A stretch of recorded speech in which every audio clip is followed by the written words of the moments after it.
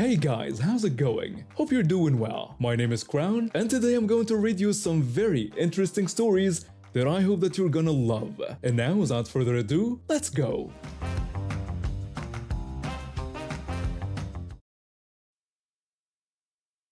First, let me give you some background.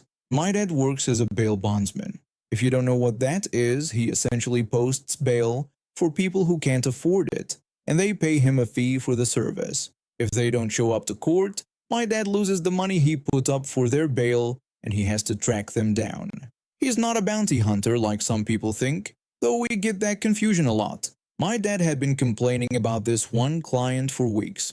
She had skipped court multiple times and cost him thousands of dollars. He'd been looking for her everywhere but couldn't find her. She was known for being a heavy drug user, especially crack cocaine, which is why I'll just refer to her as Crackhead in this story. So there we were driving around town after our pancake breakfast when we spotted a woman stumbling out of the wooded area near an old mall. She was completely covered in mud, looked extremely weak, and was wearing tattered clothes. When we got closer, my dad's eyes widened. My dad exclaimed in shock that he recognized the woman as Crackhead, the client who had been causing him so much trouble. The moment she saw our car, recognition flashed across her face. Despite her weakened state, she suddenly found the energy to sprint toward the nearby mall parking lot. The mall was practically abandoned, it's about 50 years old, and hardly anyone shops there anymore. We followed her to the parking lot where she tried to hide behind a car. My dad called his friend who works as a police officer and then approached her carefully. What I'm about to tell you next is what my dad recounted to me afterward because I stayed in the car. According to my dad, Crackhead smelled terrible, like she hadn't bathed in days and had soiled herself. She was clearly high, her pupils dilated, and her movements erratic. She admitted she'd been hiding in the woods for 2 days to avoid being caught. When my dad's friend, the police officer, showed up in his personal vehicle, he was off duty but had his squad car. Crackhead tried to run again. My dad grabbed her by the shoulders and detained her on the ground while they waited for backup. That's when things got really crazy. A fancy SUV pulled into the parking lot and 2 well-dressed women got out. The first woman, I'll call her Entitled Lady, stormed over to where my dad and his police officer friend were holding Crackhead.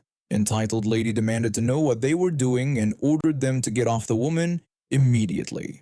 My dad politely asked her to step back, explaining that this was official business. The police officer identified himself and explained that the woman they were detaining had skipped bail and had a warrant out for her arrest. Entitled Lady accused them of lying and called them thugs who were attacking a helpless woman. She claimed she had witnessed the whole incident. The second woman, Entitled Lady 2, was recording everything on her phone. Entitled Lady 2 announced that they were documenting the alleged assault and told my dad and the officer that they should be ashamed of themselves. My dad tried explaining his role as a bail bondsman and his legal right to apprehend Crackhead, but they wouldn't listen. The police officer again asked them to step back, reiterating that he was an off-duty officer conducting a lawful detention. Entitled Lady challenged him to show his badge, pointing out that he wasn't even wearing a uniform. When the police officer reached for his badge, Entitled Lady suddenly pulled out a taser. Entitled Lady threatened them, saying she was protecting the poor woman from what she called animals. Both my dad and the police officer immediately drew their guns. They both have permits to carry. The police officer commanded her to drop her weapon immediately. Entitled Lady screamed and jumped back into her SUV, while Entitled Lady 2 kept filming and yelling about police brutality. I was watching this whole scene unfold from our car and couldn't stop laughing at the absurdity of the situation. Entitled Lady announced that she was calling the real police. The police officer retorted that he was the real police. When the Entitled Lady called 911, the dispatcher radioed to my dad's friend, the very same police officer she was arguing with, since he was the closest unit to respond, even though he was off duty. When backup arrived, they arrested Crackhead for skipping bail and drug possession. But the real surprise came when they also arrested both Entitled Ladies, one for assault with a deadly weapon, the taser, and the other as an accessory. Turns out threatening an officer with a taser is a serious offense, even if you claim you're just protecting someone. As they were all being loaded into police cars, the entitled lady was screaming about her rights and how she would sue everyone. Crackhead just looked confused, probably wondering how she'd ended up in this situation. My dad advised Crackhead that next time she should just show up to her court date, as it would have been much easier than all this trouble. On the drive home, my dad couldn't stop shaking his head. My dad remarked that in his 15 years of doing this job, this was a first. He expressed amazement that someone would threaten a cop with a taser to protect a complete stranger. I'll never forget the look on the entitled lady's face when she realized the real police she called was the same person she just threatened with a taser. Insane. This happened just a couple days ago. My girlfriend and I were planning to see the new Joker movie, and like most reasonable people, we didn't want to pay the outrageous prices for cinema snacks. So we stopped by Coles, it's an Australian supermarket for those who don't know, to grab some candy and chips to sneak in. We had just a handful of items, nothing major, just enough to get us through a 2-hour movie without emptying our wallets. We got in line at the checkout, ready to pay and be on our way, when this woman behind us cleared her throat loudly and tapped me on the shoulder. She was, well, extremely overweight with short blonde hair. Next to her was a young boy, maybe 6 years old, with no shoes on and chocolate smeared across his face. Her shopping cart was packed to absolute capacity. I mean, you couldn't fit another item in there if you tried. The woman demanded that we let her go ahead of us, claiming her poor child was hungry and needed food right away. Not wanting to cause a scene, I reluctantly agreed. She grunted, literally grunted, and pushed her overflowing cart in front of us. My girlfriend squeezed my hand and whispered that I had done the right thing. We figured it would just be a few minutes and then we'd be on our way. 8 minutes. That's how long we stood there watching this woman unload what seemed like half the store onto the conveyor belt. I happened to look at the register when her total came up. $523. Not $23. Not even $123. $523. My girlfriend and I were just starting to put our few snacks on the belt when the woman turned to the cashier. She complained to the teenage employee that she didn't get enough money and asked for a discount. The uncomfortable young cashier apologetically explained that she couldn't offer any discounts. This set the woman off, and she immediately demanded to see a manager in a loud, angry voice. The poor cashier flinched and called for the manager over the intercom. A minute later, a woman in a Kohl's management uniform appeared. The manager asked what the problem was, and the entitled woman complained that the employee was being rude and that she needed a discount on her groceries. The manager explained that they couldn't just give out discounts as their prices were fixed. The woman huffed and puffed, then turned around and looked at us. I saw something change in her expression, a calculating look that made my stomach sink. A smirk spread across her face. She then had the audacity to ask us to pay for her groceries, reasoning that we hardly had anything in our cart. My girlfriend stammered that we couldn't afford that, which only made the woman more irate. She shouted at us, questioning how we couldn't afford it when we barely had any items. I told her that regardless of how much we were buying, we weren't going to pay for her groceries. The manager tried to intervene, but the woman cut her off, yelling that she had a child and was a single mother, as if that entitled her to free groceries from complete strangers. Her kid quietly asked if they could leave, clearly embarrassed by his mother's behavior. My girlfriend, losing patience, called her a dumb witch and reiterated that we wouldn't be paying for her groceries. This pushed the woman over the edge, and she screamed about my girlfriend swearing in front of her child. I noticed the manager quietly picking up the store phone, a smart move given how the situation was escalating. The woman lunged forward suddenly and slapped my girlfriend across the face. Hard. I shouted in protest, and when she tried to slap me too, something almost comical happened. She lost her balance mid-swing, slipped, and fell flat on the floor. Instead of being embarrassed like a normal person, she started screaming that we had assaulted her and calling for help. This continued for several minutes, her lying on the floor screaming while I checked on my girlfriend, and the manager spoke urgently into the phone. My girlfriend's cheek was red, but she assured me she was okay. About 10 minutes later, two police officers walked in and asked what had happened. Before any of us could speak, the woman, now miraculously recovered and on her feet, accused me of attacking her. The manager quickly contradicted her, mentioning they had CCTV footage of the entire incident. The officers asked to review the footage. The woman's face fell. Apparently, she hadn't considered that her assault would be caught on camera. The police reviewed the footage with the manager while another officer kept the woman separated from us. When they returned, they didn't look happy. The officers told the woman she was under arrest for assault. She protested vehemently, still insisting we had attacked her and trying to frame our refusal to pay for her groceries as some kind of crime. The officer said the video clearly showed her striking us unprovoked and asked her to put her hands behind her back. They led her out to the police car, with her screaming the whole way about how unfair it was and how we were all conspiring against her. The poor kid was taken aside by another officer who had arrived, presumably to contact another family member. The manager approached us after the drama had settled and apologized for the incident, offering our snacks for free. My girlfriend decided not to press charges, saying it wasn't worth the hassle. And honestly, the woman's public meltdown and arrest seemed like punishment enough. Eventually, we made it to the movie only a little late and enjoyed Joker with our free snacks. Before that one day, I was just a regular single dad, trying to make ends meet and give my son the best life possible after his mom left us when he was barely 2. I work long hours at a construction site during the week, so weekends are our special time together. That Saturday started like any other. My little guy was almost 5, and we had our weekend routine down. We'd go to Walmart, let him pick a movie from the electronics section, grab supplies for the week, and spend the rest of the day watching his new movie and playing with our dog Rex.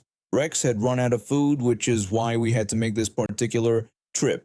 My son was excited because I promised him he could pick out a new superhero movie if he behaved. He was practically bouncing with excitement as we entered the store. My son asked if we could get the new Spider-Man movie, his eyes wide with excitement. I told him we could, as long as he stayed close to me in the store. I ruffled his hair affectionately as I said this. The Walmart we usually go to has this weird layout where you have to walk through the women's clothing section to get to the back of the store where the electronics and pet supplies are located. The clothing racks were packed close together, making it difficult for us to walk side by side.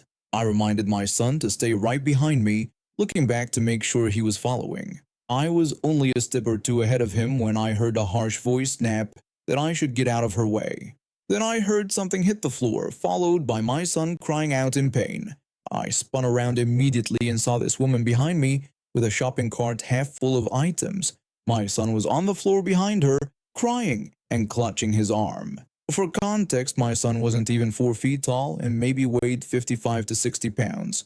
I'm a big guy, 6'4" and about 235 pounds. The woman was around 5 feet 8 inches and slim, maybe 130 pounds. When I saw my little boy on the ground crying, something in me snapped. I grabbed her shopping cart and shoved it so hard it knocked over a clothing rack, flipped on its side, and sent her items scattering across the floor. The force knocked her over too. I kneeled down next to my son. I asked if he was okay and what had happened. Between sobs, he explained that the woman had pushed him really hard. I made sure he wasn't seriously hurt, just scared and a bit bruised.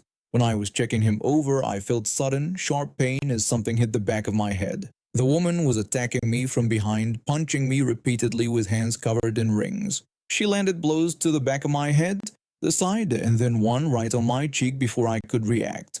I stood up and shoved her away from me with all my strength. She fell hard, making a gasping sound as she hit the floor. She looked stunned, and I thought that would end it. By this point, I could feel blood trickling down my head and face from where her rings had cut me. I wiped some of it away with my sleeve. I shouted at her, asking what was wrong with her, and pointing out that she had pushed my son. Instead of answering, she started digging in her purse. To my horror, she pulled out a knife, flipped it open, and charged at me with the blade pointing downward. Pure instinct took over. I grabbed her knife-wielding wrist with one hand, and her other elbow with my other hand. I slammed her wrist against a nearby clothing rack repeatedly until she dropped the knife, all while trying to block her kicks to my groin with my knees. At this point, I wasn't taking any more chances. I started hitting her back, hard. I'm not proud of it, but in that moment, all I could think about was protecting my son and myself from this clearly unstable person with a weapon. A few men finally rushed over and pulled me off her. Security arrived shortly after and kept both of us there while they called the police. My white shirt was soaked with my own blood, which was also dripping onto the floor. My head was wet from bleeding. She had 2 swollen eyes, a broken nose, and several lumps on her forehead. When the police arrived, they started questioning everyone. The problem was, the guys who pulled me off and the security guards had only seen the end of the confrontation, me hitting her. They couldn't provide any context about how it started. She told the officers her version, claiming she was just walking through the store minding her business when I started saying racist things to her. She said I told her that since she was a woman, she needed to get out of my way. She told them she doesn't play that kind of thing, and I just started punching her for no reason. The officers looked at me like I was complete trash. The younger cop handcuffed me while I was still bleeding, and the security guys were practically comforting this woman who had just tried to stab me. The older officer came over to question me. He asked for my side of the story. I explained that she had pushed my son to the ground for no reason. I told him that when I checked if my son was okay, she started punching me from behind with rings on her fingers, cutting open my head. I added that she then pulled a knife on me and I was defending myself and my child. The officers exchanged skeptical looks. They clearly didn't believe me. The woman continued to play the victim while I stood there handcuffed and bleeding. Then I had a realization. I pointed out that we were in Walmart where there are cameras everywhere. I pleaded with them to check the security footage, insisting that the video wouldn't lie. The officers seemed reluctant, like I was just stalling. But eventually the older cop spoke with the manager and took both of us to wait outside the security office while he reviewed the footage. So there I was, handcuffed, bleeding, with 2 police officers and several security guards staring at me like I was the worst person alive. Meanwhile, this woman, who had assaulted my child and tried to stab me, was sitting there uncuffed, being treated with care. After about 30 minutes, during which a sizable crowd had gathered to watch the drama unfold, the older officer and the manager emerged from the security room. The cop had a furious expression on his face.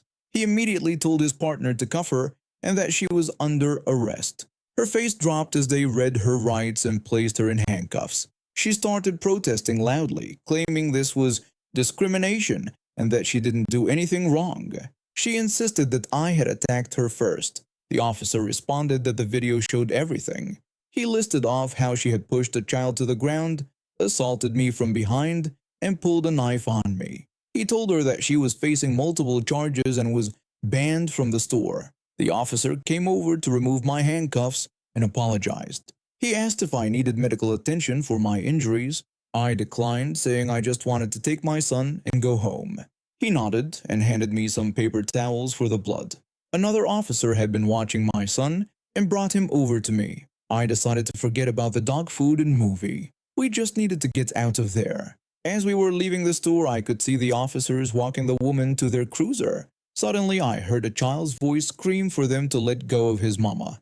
I turned to see a young boy, maybe 7 or 8, running from a minivan parked near the entrance. He was crying and trying to reach his mother as the officers put her in the back of the police car.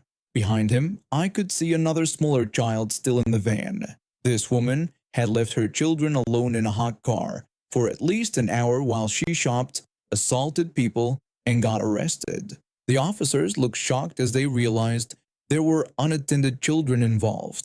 I just shook my head and continued to my truck with my son. That incident changed me forever. I'm always looking over my shoulder in public now. I got a concealed carry permit and never leave home without protection. I watch my son like a hawk, even though he's almost a teenager now, and I have a hard time trusting police officers after seeing how quickly they assumed I was guilty. Some people's sense of entitlement goes beyond comprehension. This woman thought she had the right to push a child, assault an adult, pull a knife, and still somehow be the victim, all while abandoning her own children in a car. I'll never understand it. And now we have reached the end of today's stories. Thank you for watching, and see you next time.